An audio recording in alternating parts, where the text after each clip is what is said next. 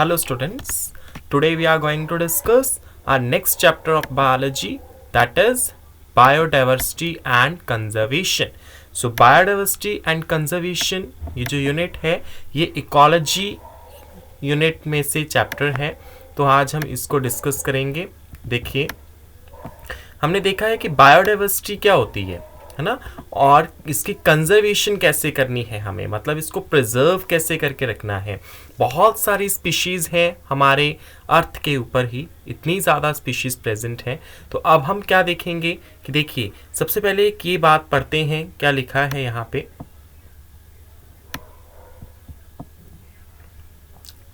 Yes,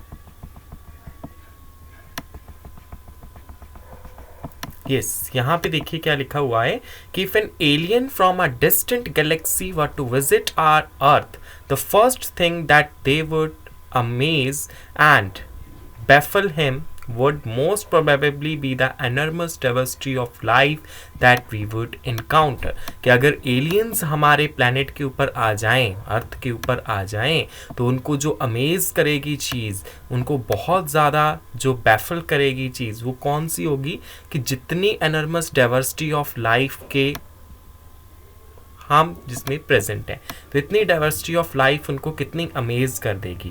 humans के लिए भी देखिए कि यहाँ पे बहुत ही आश्चर्य की बात रहेगी कि जब आपको पता लगेगा कि एक नॉर्मल ह्यूमन के लिए बिलीव करना ही इतना ज़्यादा मुश्किल होगा कि यहाँ पे एंट्स की ही 20,000 स्पीशीज़ हैं, 3 लाख स्पीशीज़ बीटल की हैं, 28,000 स्पीशीज़ फिशेस की हैं, नियरली ऑर्किड की 20,000 स्पीशीज़ हैं। इकोलॉजिस्ट और एवोल्यूशनरी बायोलॉजिस्ट क्या कर रहे हैं, ये ट्राई कर रहे हैं कि इसके सिग्निफिकेंसेस क्या हैं और क्यों इतनी ज़्यादा स्पीशीज़ हैं, इनका बेनिफिट क्या है, ठीक है, और how do humans benefit from that diversity of life. तो बायोडाइवर्सिटी में हम देखते हैं, देखिए हमारे बायोस्फीयर में बहुत ज़्यादा डाइवर्सिटी है, जो कि सिर्फ स्पीशी लेवल पे नहीं but all levels of the biological organisation.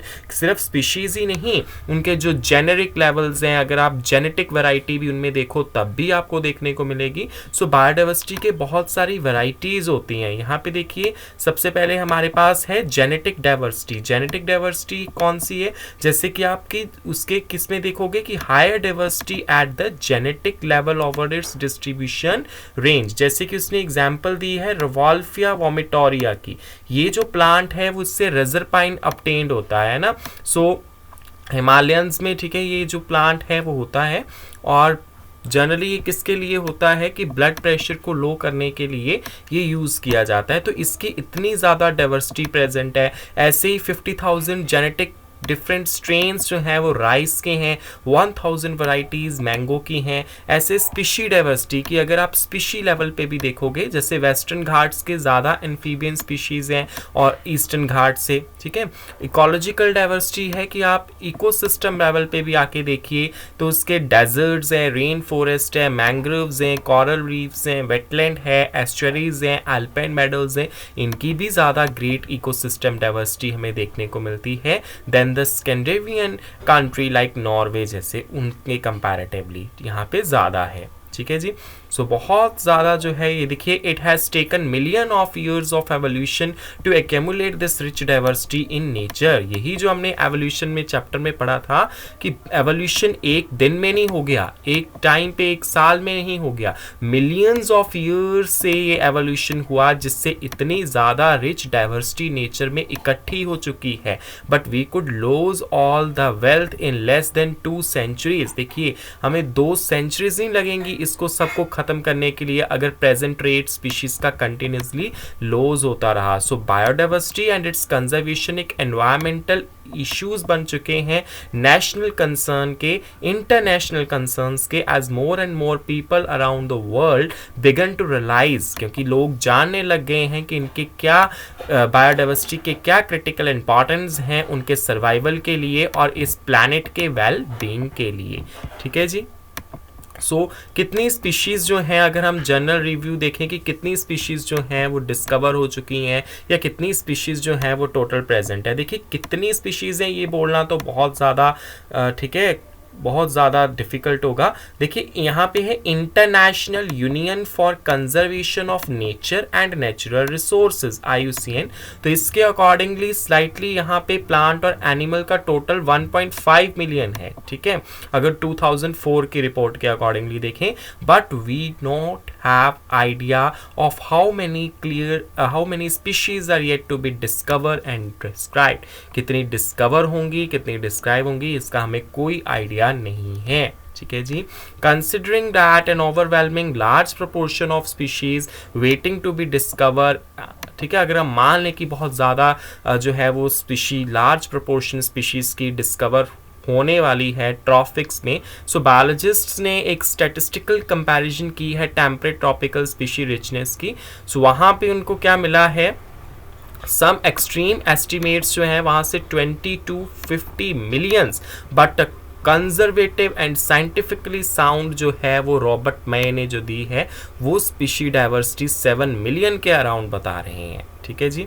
सो एक यहाँ उन्होंने एक एस्पेक्ट लिया है, ठीक है, अबाउट द अर्थ बायोडाइवर्सिटी को लेके। सो ये अर्थ बायोडाइवर्सिटी को लेके उन्होंने लिया है based upon the currently available species inventories. तो इसमें क्या है कि यहाँ पे 70% जो है उन सभी जितनी स्पीशीज रिकॉर्ड हुई हैं उनमें 70% तो एनिमल्स हैं, जबकि प्लांट्स सारे algae, fungi, bryophyte, gymnosperm, angiosperm को मिला के 22% से ज़्यादा नहीं है ये। और जितने भी बाकी हैं अमंग द एनिमल्स में क्या है, इंसेक्ट सबसे ज़्यादा स्पीशी रिच टैक्सोनॉमिक ग्रुप है और ये 70% ऑफ द टोटल बना रहा है। इसका मतलब है कि हर 10 एनिमल्स जो इस प्लैनेट के ऊपर हैं उसमें से 7 तो इंसेक्ट्स ही हैं।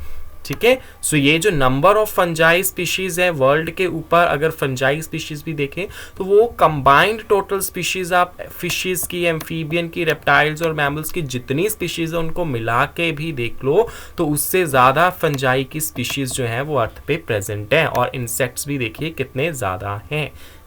क्लियर।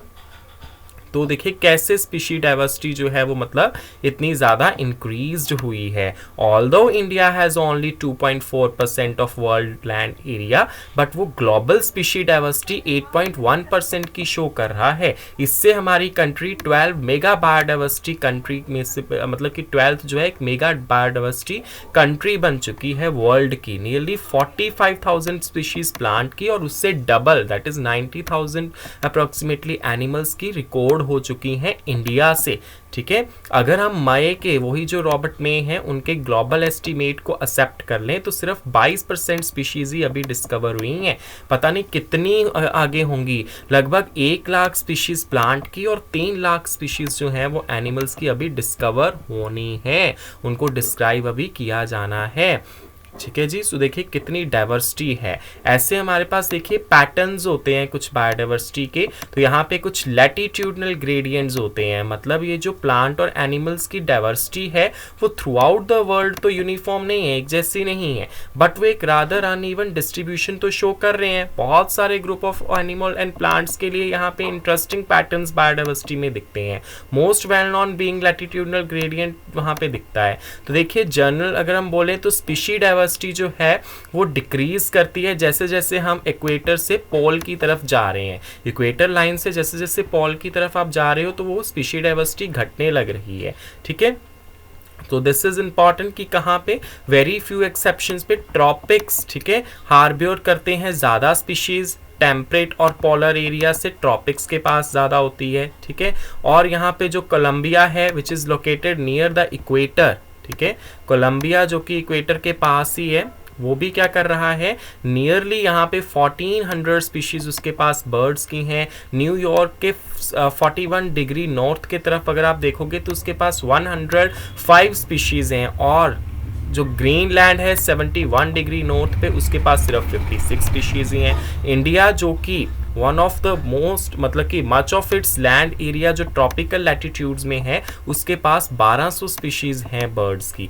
फॉरेस्ट जो ट्रॉपिकल रीजन पे है लाइक एक्वाडर है, उसके पास 10 times as many species of vascular plants as a forest of equal area in a temperate region like Midwest of the USA में प्रेजेंट हैं। लार्जली ट्रॉपिकल अमेजोनियन जो rain forest है south America में, उसकी भी ज़्यादा ग्रेट बायोडाइवर्सिटी है अर्थ के ऊपर। It is home for more than 40,000 species plant की हैं इसमें 3000 स्पीशीज फिशेस की हैं, 1300 स्पीशीज बर्ड्स की हैं, 427 मैमल्स की हैं, 427 एम्फीबियंस की हैं, 378 रेप्टाइल्स की हैं, और 1,25,000 स्पीशीज जो हैं वो इनवर्टिब्रेट्स की हैं। सो इन्होंने, साइंटिस्ट ने एस्टिमेट किया है कि इन रेन फॉरेस्ट में यहाँ पे एटलीस्ट 2 मिलियन इंसेक्ट्स जो हैं वो यहाँ पे डिस्कवर्ड हो सकते हैं। सो देखिए कितनी ज़्यादा स्पीशीज़ यहाँ पे लेवल किसे इंक्रीज कर रहा है। तो यहाँ पे है ना, एक तो इसका क्या क्या मतलब कि फैक्टर्स रह सकते हैं। यहाँ पे उसने बताया है कि इकोलॉजिस्ट एंड एवोल्यूशनरी बायोलॉजिस्ट ने प्रपोज किए हैं बहुत सारे हाइपोथेसिस। सो कुछ उनमें से इम्पॉर्टेंट है कि क्या है ऐसा स्पेशल, ठीक है, ट्रॉपिक्स के बारे में जो कि ग्रेटर बायोलॉजिकल डाइवर्सिटी रखता है। एक तो देखिए उन ट्रॉपिक्स में क्या होता है कि स्पेसिएशन जो है वो जनरली एक फंक्शन है टाइम का, अनलाइक टेम्परेट रीजन्स, ठीक है, टेम्परेट रीजन्स के जैसा नहीं है वहाँ पे। वो जनरली एक स्पीशिएशन जो होता है ट्रॉपिकल रीजन्स में, तो वहाँ पे वो एक फंक्शन है टाइम का, ठीक है। और यहाँ पे फ्रीक्वेंट ग्लेशिएशंस, अनलाइक द जैसे टेम्परेट रीजन्स में तो क्या होता है कि फ्रीक्वेंट ग्लेशिएशंस होती हैं पास्ट में, तो ट्रॉपिकल लैटिट्यूड्स जो हैं उनके पास क्या होता है, रिलेटिवली अनडिस्टर्ब रहते हैं ये जनरली मिलियंस ऑफ ईयर्स के तक। तब यहाँ पे अगर ये अनडिस्टर्ब रहेंगे तो इनके पास जो है बहुत ज़्यादा एवोल्यूशनरी टाइम इनको मिल जाएगा ताकि वो स्पीशी डाइवर्सिफिकेशन शो कर सकेंगे। ऐसे ट्रॉपिकल एनवायरनमेंट जो होता है टेम्परेट एनवायरनमेंट के जैसा नहीं होता है। यहाँ पे generally unlike the temperate ones, ठीक है, तो ये जो ट्रॉपिकल एनवायरनमेंट होते हैं ये लेस सीजनल होते हैं, रिलेटिवली ज़्यादा कांस्टेंट एंड प्रेडिक्टेबल होते हैं। और ऐसे ही यहाँ पे there is more solar energy available in tropics में सोलर एनर्जी ज़्यादा अवेलेबल है जो कि यहाँ पे हाई प्रोडक्टिविटी यहाँ पे देती है, ठीक है। सो एक स्पीशी एरिया रिलेशनशिप भी होता है। तो ये जो स्पीशी एरिया रिलेशनशिप है, स्पीशी रिचनेस कितनी है, एरिया कितना है, इसके बीच में एक प्लॉट बनता है। लॉग स्केल में लिखिए, लॉग एस जो है उसको कैसे कैलकुलेट करते हैं, log C plus Z log A. यहाँ पे जो ये लॉग एस है, एस क्या है यहाँ पे, स्पीशी रिचनेस है, ए क्या है कि उसका एरिया कितना है, जेड वो लाइन का स्लोप है कि जनरली वो यहाँ पे रिग्रेशन कॉफिशिएंट की तरह दिखेगा, सी यहाँ पे इंटरसेप्ट है इनके बीच में। तो इकोलॉजिस्ट ने यहाँ पे देखिए वैल्यू जो z की है वो in range of 0.1 to 0.2 discover की है, regardless of that taxonomic group और द रीजन, ठीक है। तो but if you analyse the species area relationship among very large areas like entire continent में अगर हम देखेंगे तो आपको ये स्लोप लाइन का स्टीपर दिखेगा, मतलब z वैल्यू जो है वो 0.6 से 1.2 तक दिखेगी। फॉर एग्जांपल अगर आप फ्रूजीवोरस होते हैं जो फ्रूट ईटिंग होते हैं, तो फ्रूट ईटिंग बर्ड्स में अगर आप देखोगे और मैमल्स जो कि ट्रॉपिकल फॉरेस्ट में हैं डिफरेंट कॉन्टिनेंट्स के, उनमें स्लोप 1.15 का ही दिखता है, ठीक है। अब देखिए ये स्पीशी डाइवर्सिटी का फ़ायदा भी है क्या, इकोसिस्टम को बहुत ज़्यादा फ़ायदा है, ठीक है। सो वो क्या फ़ायदा है उसको देखते हैं हम। देखिए, we don't know how these attributes are linked to species richness in a community, but देखिए डेविड टिलमैन साइंटिस्ट है, इन्होंने लॉन्ग टर्म इकोसिस्टम एक्सपेरिमेंट्स किए हैं आउटडोर प्लॉट्स करके और कुछ टेंटेटिव आंसर्स प्रोवाइड किए हैं। देखिए टिलमैन जो है उन्होंने फाइंड किया है that plots with more species showed less year two year variation in total biomass, मतलब जो प्लॉट्स ज़्यादा स्पीशीज के साथ होते हैं वहाँ पे ईयर टू ईयर जो वेरिएशंस आती हैं वो बहुत कम आती हैं। उन्होंने ये भी शो किया था अपने एक्सपेरिमेंट में कि जो इंक्रीजिंग डाइवर्सिटी है वो हाई प्रोडक्टिविटी कर रही है। ऑल्दो हम ये अंडरस्टैंड नहीं कर सके कंप्लीटली कि कैसे ये स्पीशी रिचनेस कंट्रीब्यूट कर रही है इकोसिस्टम के वेलबींग के लिए, बट हमें इतना रियलाइज हुआ है कि ये जो बायोडाइवर्सिटी है वो सिर्फ एक इकोसिस्टम की हेल्थ के लिए नहीं है, बट वो इम्पेरेटिव दे रही है बहुत सारे ह्यूमन रेस जो इस प्लैनेट के ऊपर है उनके सर्वाइवल के लिए भी बायोडाइवर्सिटी जो है वो बहुत इंपॉर्टेंट मायने रख रही है। यहाँ पे कोई डायरेक्ट आंसर्स नहीं है कि हम इन क्वेश्चंस को नहीं कर सकते हैं, बट हम एक प्रॉपर पर्सपेक्टिव डेवलप कर सकते हैं, ठीक है, एक एनालॉगी के थ्रू। जैसे राइवेट पॉपर हाइपोथेसिस है, तो इसमें क्या है, ये स्टैनफोर्ड इकोलॉजिस्ट पॉल एलरिश ने दी थी। एक एयरप्लेन में मतलब इकोसिस्टम में सारे पार्ट्स अगर ज्वाइन किए जाएं यूजिंग द थाउजेंड्स ऑफ रेवर्ट्स, मतलब कि स्पीशीज को यूज करके इकोसिस्टम में अगर आपको कंबाइन करोगे इनको स्पीशीज को इकोसिस्टम में, तो अगर हर एक पैसेंजर जो ट्रैवल कर रहा है क्या स्टार्ट कर देगा, popping a river to take home, मतलब स्पीशीज को क्या कर देगा, एक्सटिंक्ट कर देगा अगर सारे पैसेंजर्स ट्रैवल करेंगे, है ना। जस्ट लाइक जैसे सारी स्पीशीज वहां पे प्रेजेंट होंगी तो वो क्या करेंगी, कॉज कर देंगी स्पीशीज को, जैसे क्या वो हो जाएंगी, वो एक्सटिंक्ट हो जाएंगी। सो इस तरह से मतलब इसने एक आइडिया दिया था कंपेयर करके, उसको राइवेट पॉपर हाइपोथेसिस दी थी इसने एरोप्लेन के साथ कंपेयर करके, ठीक है। ऐसे ही हमारे पास देखिए बायोडाइवर्सिटी का एक्सटिंक्ट लॉस हो रहा है, बहुत ज़्यादा लॉस हो रहा है बायोडाइवर्सिटी का। What is the cause of loss of biodiversity? एक तो यहाँ पे हैबिटेट लॉस हो रहे हैं, फ्रेगमेंटेशन हो रही है, बहुत इंपॉर्टेंट कॉज है ये एक्सटिंक्शन का। इसमें आप देखेंगे कि यहाँ पे इवन मतलब कि इतनी ज़्यादा, देखिए क्या बात बताई है उसने, by the time you finish reading this chapter 1000 more hectares of rain forest loss हो जाएंगे। एक चैप्टर को ख़त्म करने में जितना आपको टाइम लगा है तो उस अकॉर्डिंगली समझ लीजिए कि उतने टाइम में तो बहुत सारे 1000 मोर हेक्टेयर जो रेन फॉरेस्ट है वो लॉस्ट हो जाएगा। अब जैसे अमेज़न रेन फॉरेस्ट है, इतना ह्यूज है कि इसको प्लैनेट्स का लंग कहा जाता है, तो ये कितने मिलियंस ऑफ स्पीशीज जो है इसमें क्या हो रही हैं, कट हो रही हैं, क्लियर हो रही हैं, क्या करने के लिए, सोयाबीन को कल्टीवेट करने के लिए, ग्रासलैंड्स की कंजर्वेशन के लिए, ठीक है, ताकि वो बीफ कैटल्स जो हैं उनको रेस किया जा सके।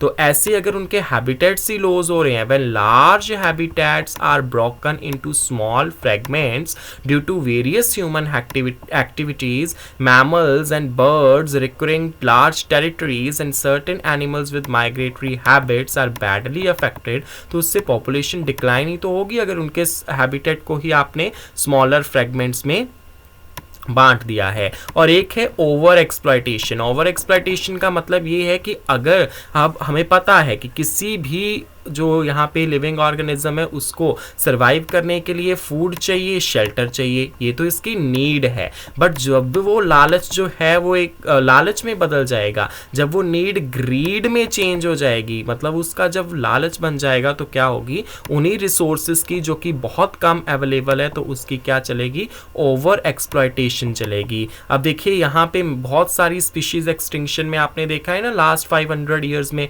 स्टेलर सी काउ थी जिसको हंटिंग करके ह्यूमंस ने एक्सटिंक्ट कर दिया, पैसेंजर पिजन था, इसकी भी एक्सटिंक्शन हुई, है ना। सो ये जो नॉर्थ अमेरिका का जो था बड़ा कॉमन पिजन था ये, तो देखिए इसकी भी एक्सटिंक्शन हो गई due to over exploitation by humans, क्योंकि ज़रूरत के लिए नहीं उनको बरता गया, उनको जो है वो नीड से ग्रीड में चेंज कर दिया गया, उनकी लालच बन गई वो, ठीक है। प्रेजेंटली बहुत सारी मैरीन फिश पॉपुलेशन भी जो है अब देखिए वो भी क्या कर रही हैं, ठीक है, around the world over harvested हैं, एंडेंजर कर रही हैं वो continued existence of some commercially important species को। ऐसे एलियन स्पीशी इन्वेजन है। अब क्या हुआ है कि ये एक अफ्रीकन कैटफिश है, दैट इज कैलेरियस गैरेपाइनस। सो ये जो कैलेरियस गैरेपाइनस है एक्वाकल्चर पर्पस के लिए ये क्या कर रही है, ये जो इंडिजिनस कैटफिशेस हमारे रिवर्स में प्रेजेंट है उनको थ्रेट कॉज कर रही हैं।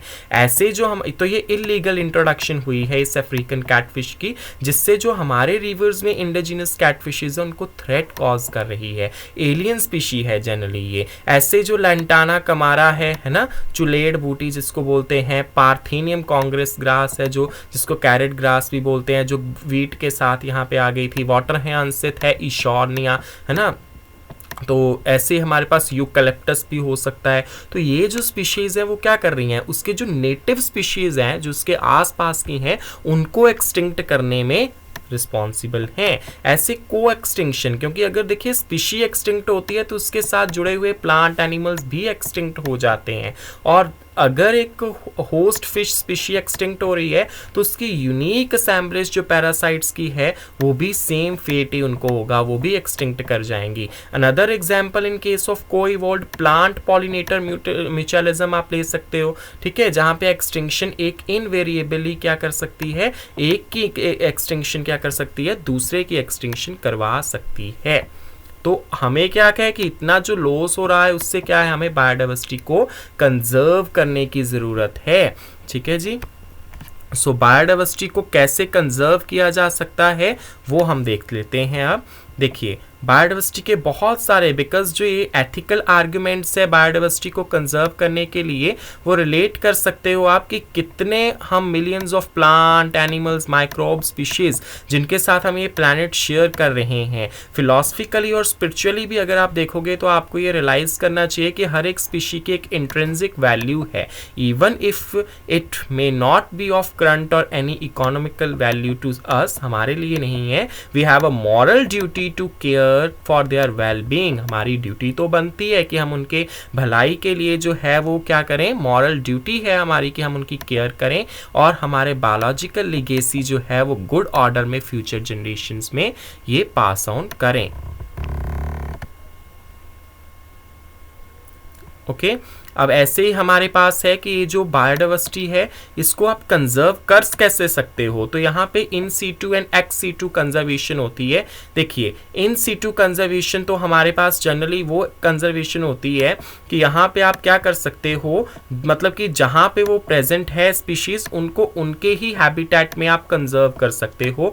इनका मतलब कि विद इन दैट एनवायरमेंट, उन्हीं एनवायरमेंट में उन स्पीशीज को आप कंजर्व कर सकते हो, तो उसको बोल सकते हो आप इन सीटू कंजर्वेशन। जैसे कि आपने हॉटस्पॉट्स बना दिए, पहले 25 हॉटस्पॉट्स थे और इसमें जो है फिर से हॉटस्पॉट्स ऐड हुए और टोटल अब जो है वो कितने हो चुके हैं, 9 ऐड होके 34 हॉटस्पॉट्स जो हैं वो यहाँ पे बन चुके हैं इंडिया में। तो यहाँ पे इनमें से जो 3 हॉटस्पॉट्स हैं western Ghats western Ghat and Sri Lanka, एक इंडो वर्मा एंड हिमालय जो है ये over countries exceptionally high biodiversity के रीजन्स हैं। तो ये जो बायोडाइवर्सिटी हॉटस्पॉट्स है ये सिर्फ अर्थ लैंड एरिया को 2% ही कवर नहीं कर रहे, इवन जितनी नंबर ऑफ स्पीशीज ये कलेक्टिवली हार्बर कर रहे हैं वो एक्सट्रीमली हाई है और स्ट्रिक्ट प्रोटेक्शन जो है इन हॉटस्पॉट्स की क्या कर रही है, जो ऑनगोइंग मास एक्सटिंक्शन होनी है उसको ऑलमोस्ट 30% तक यहाँ पे हमें फायदेमंद बन रही है। ऐसे कुछ सेक्रेड ग्रुप्स होते हैं। देखिए इंडिया में ecologically unique and biodiversity rich regions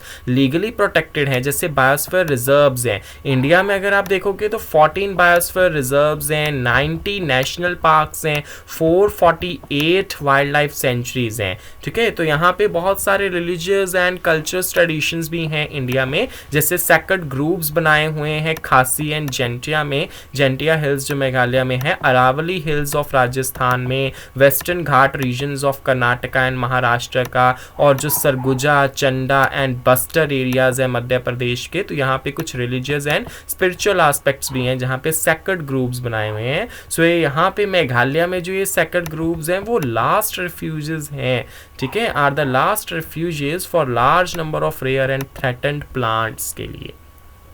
x situ conservation क्या होता है कि यहाँ पे उनको आप वहाँ से उनके नेचुरल हैबिटेट से ले जाके उनको एक स्पेशल सेटिंग में वहाँ पे रखोगे ताकि उनकी प्रोटेक्शन की जा सके और स्पेशल केयर की जा सके, वो प्रोटेक्ट हो सके और स्पेशल केयर उनकी हो सके। उनको नेचुरल हैबिटेट से ले जाके उनको एक स्पेशल सेटिंग में रखना है, जैसे zoological पार्क्स में, बॉटेनिकल गार्डन्स में, वाइल्ड लाइफ सफारी पार्क्स में, ठीक है, वो होते हैं। तो ऐसा क्या होता है कि जो स्पीशीज एक्सटिंक्ट भी हो चुकी हैं वो भी कुछ zoological पार्क्स में जो है वो मेंटेन की गई हैं। ऐसे ही हमारे पास रिसेंट ईयर में एक्सीटू कंजर्वेशन जो है वो क्या हुई है, थ्रेटन्ड स्पीशीज को एनक्लोजर में लेके आई है। सो यहाँ पे क्या है कि जो थ्रेटन्ड स्पीशीज के जो गैमीट्स हैं उनको भी प्रिजर्व कर सकते हो आप वाइबल एंड फर्टाइल कंडीशंस में, क्योंकि हमारे पास कायरो प्रिजर्वेशन टेक्निक्स अवेलेबल हैं।